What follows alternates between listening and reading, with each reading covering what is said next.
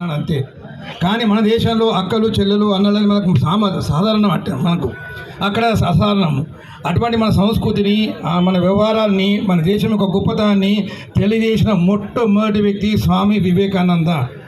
ఆ రకంగా యువతకు ఆదర్శంగా నిలుస్తూ క్రిస్టియన్ మన ఏది అంటే మన ఈస్ట్ ఇండియా కంపెనీ, ఫ్రెంచ్ వాళ్ళు, డచ్ వాళ్ళు మన దాడి చేసి మన చరిత్రను మార్చేసి మనం ఆత్మవిశ్వాసం లేని వాళ్ళు తయారు చేస్తే స్వామి వివేకానంద ఒకే వ్యక్తంతో మనం జీరులం కాదు హీరోలము, మీరు పులి బిడ్డలు గొర్రె లాంటి వాళ్ళు కారని చెప్పి ఆత్మవిశ్వాసాన్ని నింపిన వ్యక్తి, గొప్ప వ్యక్తి మన స్వామి వివేకానంద. యువతకు ఆదర్శం.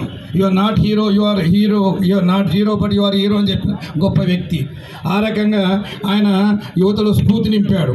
ఆ స్ఫూర్తి కారణంగా ఈరోజు మన దేశం వెలుగుతుంది. హైదరాబాద్లో ఎన్నో సాఫ్ట్వేర్ కంపెనీలు వస్తున్నాయి.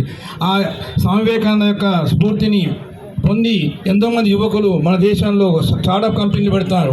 ఆదిలాబాద్లో సంజీవ్ దేశపాండే గారు మన దగ్గర BD&T డేటా కంపెనీ పెట్టారు. 300 ఉద్యోగం వస్తున్నాయి.